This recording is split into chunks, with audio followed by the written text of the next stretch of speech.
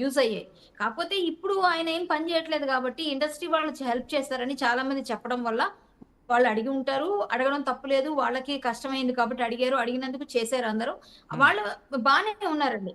అంత కష్టంలో అయితే ఆయన లేడు. ఆయన ఎప్పుడు చెప్పలేదండి. మొన్న నేను వెళ్ళినప్పుడే ఇప్పుడు కష్టంగా ఉంటుంది. హెల్త్ బాలేదు. ఇబ్బందయిపోతుందమ్మా అని అప్పుడు మొన్న చెప్పడం తప్ప అంతకుముందు ఎప్పుడు చెప్పలేదండి. హ్మ్. ఇంతకుముందు కూడా మంచు మనోజ్ కూడా లైవ్ కాల్‌లో కాల్ చేసి నేను రాలేకపోయాను. ఊళ్ళో లేను. మీరు తర్వాత రండి అమ్మా అని చెప్తే 'గబ్బర్ సింగ్' టీమ్ వాళ్ళు కూడా తీసుకొస్తామన్నారు. అంటే మంచు మనోజ్ కాల్ చేశారు. అలాగే హ్మ్. తెలిసిన వాళ్ళు ఎవరైనా కాల్ చేయొచ్చు. ఎవరైనా మాట్లాడొచ్చు. ఎవరైనా తర్వాత వెళ్ళొచ్చు. వాళ్ళు వెళ్ళే సమయానికి వీళ్ళ బాడీ కూడా ఉంచరు కదా! ఇప్పటికే పండగవుతోంది గదా! బోనాలు ఆ అవును. చుట్టుపక్కలంతా జరుగుతున్నాయి. సో, హ్మ్. తొందరగా బాడీ తీయాలని కూడా చెప్తారు. ఎవరైనా తెలుసుకొని వెళదామన్నా కుదరదు. కాబట్టి ఇది మనం దాన్ని ఎక్స్‌పెక్ట్ చేయడం కష్టం. అలాంటివన్నీ మనం ఊహించుకోవద్దు. ఎవరి గురించి ఎవరు చేయరు. మనం ఎంత తెచ్చుకున్నామో అంతవరకే ఉంటుంది మనకు ఫలితం. కళ్యాణి అంతవరకే. గారు ఒక తర్వాత చిన్న మనం ఇంట్రెస్టింగ్ దాన్ని క్వెషన్ మనం యాడ్ చేసే ప్రయత్నం చేస్తున్నాను. బహుశా ఇంట్రెస్టింగ్ ఎందుకన్నానంటే మూవీ ఆర్టిస్ట్ అసోసియేషన్‌లో కీలక పొజిషన్‌లో ఉన్నారు. ఆహ్, అక్కడ పరిస్థితులు మీకు తెలుసు. ఆర్టిస్ట్‌గా మీకు ఆ పెయిన్ తెలుసు. ఒకళ్ళు రావాలనో, ఒకళ్ళు రాకపోతే ఎలా ఉంటుందో. కాబట్టి ఏమైనా ఇనిషియేషన్ తీసుకుంటున్నారా? ఎందుకంటే ఆఫ్‌కోర్స్ ఇప్పుడు ఆ ఫ్యామిలీ కాస్త ఇబ్బందికర వాతావరణం లేక బాధలో ఉంటుంది. ఆ కుటుంబానికి కాస్త సంతాపం తెలిపేలా కార్యక్రమము ఆఫ్‌కోర్స్ మీ మెంబర్ కాకపోవచ్చు. అయినప్పటికీ ఆర్టిస్ట్ కాబట్టి ఏమైనా ఇనిషియేషన్ తీసుకుంటున్నారా? ఒక చిన్న కార్యక్రమం పెట్టి ఆ కుటుంబానికి మద్దతుగా నిలిచే కార్యక్రమం అనేది ఏమైనా ప్లాన్‌లో ఉందా? అది ఇంకా నేను వాళ్ళతో మాట్లాడితే గాని చెప్పలేనండి. నేను హ్మ్. ఇనిషియేట్ తీసుకొని చేస్తాను అంటే హ్మ్. చాలా మంది ఉన్నారు. నాకు తెలిసి 'గబ్బర్ సింగ్' టీమ్ చేస్తారది. నాకు అవును. తెలిసినంత వరకు చేస్తారనుకుంటున్నాను. హ్మ్. వాళ్ళందరూ క్లోజ్ కాబట్టి. నాకు 'ఫిష్ వెంకట్' అన్న తెలుసు అంటే మన షూటింగ్స్‌లోనే తెలుసు. అంతవరకు మాట్లాడతాం. నేనెప్పుడు ఆయన పర్సనల్‌గా వెళ్లి అంత కమ్యూనికేషను మనకు లేదు. ఎందుకంటే హ్మ్. ఇప్పుడు ఎప్పుడైనా పార్టీస్‌లో వీటిలో వాళ్ళ కలుసుకునేది వాళ్ళు కాబట్టి వాళ్ళకందరికీ కొంచెం దగ్గరగా ఉంటాడాయన. షూటింగ్స్‌లో ఎలా మనకేంటంటే ఉంటారండి? ఎప్పుడైనా హలో షూటింగ్‌లో ఎలా హలో ఉండేవాడాయన? ఎందుకంటే మీరు ఆయనతో షూటింగ్‌లో చాలా పనిచేసారు. జోవియల్‌గానే ఉంటాడు.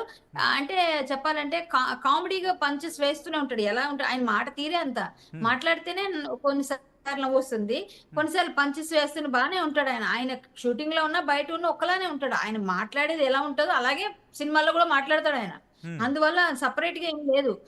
బానే ఉంటాడు. అందరితో కలివిడిగా ఉంటాడు.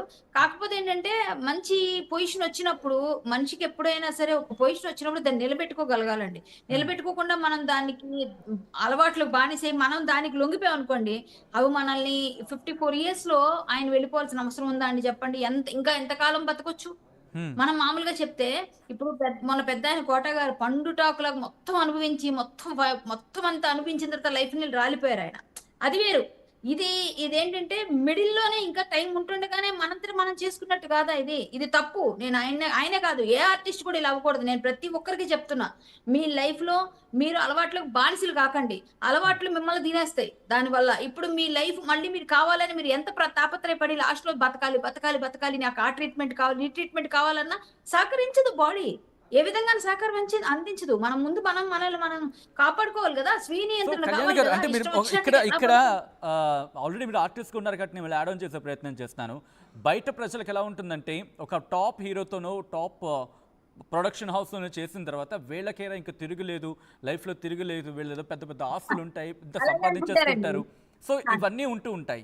సో, అట్లా రియాలిటీలో వచ్చినప్పుడు ఎలా ఉంటుంది? నిజంగా వాటిని అలాగే ఊహించుకోవాలా? లేకపోతే ఆ ఊహలకు తగినట్టుగా మసులుకోవాలా? యాస్ ఎన్ ఆర్టిస్ట్‌గా వచ్చే వాళ్ళకేం చెప్తారు? అలా ఇప్పుడు నేను కూడా చాలా సినిమాలు చేశానండి. నేనేం హీరోయిన్ కాదు. నేను కోట్లు సంపాదించలేను. కానీ బయటికెళ్తే హ్మ్. మాకు ఒక ఎలా ఉంటుందంటే ఒక షెల్‌లో ఉంటాం మేమంతా. మేము చేసినా చేయకపోయినా ఆ మెయింటెనెన్స్ దిగలేం. ఎందుకంటే ఒకసారి అలవాటయిపోయిన తర్వాత అది ఆ లైఫ్ స్టైల్ అలా మెయింటైన్ చేయాల్సొస్తది. ఎందుకంటే మనం ఉన్నది ప్రపంచంలో అలా చూస్తారు జనాలు. హ్మ్. ఆడియన్స్ కోసం, మన ఫ్యాన్స్ కోసం. అలాగే ఇప్పుడు మనకి కోట్లొచ్చేస్తది. వీళ్ళు కోట్లు వెనక్కి కోడేసేసుకుంటున్నారు అని అనుకుంటారు వాళ్ళు. ఆ సినిమా వాళ్ళు అనంగానే బోలెడు డబ్బులొస్తాయి. సినిమా యాక్ట్ చేస్తే ఎంతిస్తారండి పర్ డే? ఇప్పుడు 'నటికుమార్' గారు చెప్పారు. 'ఫిష్ వెంకట్' గారికి ఒక 30,000 ఇస్తారండి అలాగా అని చెప్పారు. అవును. ఇప్పుడు నాకైతే ఒక 50,000 ఇస్తారు. అంటే 50,000 ఇస్తే నెలకు ఒక్క క్యారెక్టర్ ఉందనుకోండి. ఒక్క రోజే చేస్తే 50,000 నెలంతా బతకాలి కదండీ! అంటే ఒక నెలలో 20 రోజులుండాలి. 20 రోజులుంటే ఆ 20 రోజుల డబ్బులు నెక్స్ట్ వచ్చే ఒక 3, 4 మంత్స్ అలా సెట్ చేసుకుంటారు. ఒక నెలలో ఒకటే వస్తే వాళ్ళకి ఏం మెయింటెనెన్స్‌గా సరిపోదు కదా! జనరల్‌గా. హ్మ్. అలాగే ప్రతి ఆర్టిస్ట్ కూడా పర్ డే తీసుకుంటున్నారు కాబట్టి ఇప్పుడు అన్ని విధాలుగా తగ్గిపోయింది. ఇంతకుముందు 10 డేస్ డేట్స్ ఇచ్చేవారు ప్రొడ్యూసర్స్. 10 రోజులు డేట్లు ఇస్తే 10 రోజులకి ఇంత అమౌంట్ అని ఉండేది. ఒక ప్యాకేజో లేకపోతే ఇంత అమౌంట్. ఇప్పుడు ఎట్లా అయిపోయిందంటే ఒక 4 రోజులు డేట్లు ఎందుకు వేస్ట్ చేయడం అని చెప్పి 2 రోజులు ఇచ్చి 2 రోజుల్లో 4 రోజులు షూటింగ్ కూడా చేస్తారు. వాళ్ళు కూడా కొంచెం డబ్బులు చేసుకోవాలి కదా! వాళ్ళు కూడా ఆదా చేసుకోవాలి కదా! అన్ని విధాలుగా. తెలియని వాళ్ళేమనుకుంటారు బయట జనాలు వీళ్ళు కోట్లు కోట్లు వచ్చేస్తాయి వీళ్ళకి విపరీతంగా. ఎలా వచ్చేస్తాయండి? ఎలా వచ్చేస్తాయి? ఇప్పుడేమైనా హీరోయిన్స్‌కే రావట్లేదు. కమెడియన్స్‌కి, సపోర్టింగ్ క్యారెక్టర్స్ చేసే ఆర్టిస్ట్‌లకి ఎట్లా వస్తాయి? జనాలకి మాత్రం అపోహ ఉందండి. ఆ అపోహ వాళ్ళు బయటికి రారు.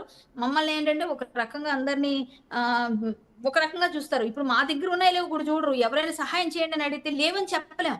ఉన్నాయో లేవో తెలీదు. మేమిచ్చేటప్పుడు అయ్యో! ఆళ్ళు అడిగారే, నోరు తెరిచి అడిగారే అని ఉన్న దానిలో అడ్జస్ట్ చేసి ఇవ్వాల్సొస్తది. అంటే వీళ్ళ దగ్గర ఉండాలి కదా! ఫస్ట్ ఇవ్వాలంటే కూడా. హ్మ్. అది తెలీదు వాళ్ళకి. వాళ్ళకి అర్థం కాదు జనాలకి. తెలీదు బయట వాళ్ళకెవరికీ. మాకివ్వలేదు, మాకు అడిగితే ఇవ్వలేదు అని ఫీల్ అవుతారు. బట్ వీళ్ళ దగ్గర ఉన్నాయా? వీళ్ళ దగ్గర లేవనేది ఎవరు పట్టించుకోరు. అంటే చిన్న రైట్. మినిమమ్ అంటే పెద్ద ఆర్టిస్టులు కాని వాళ్ళకి అలాగే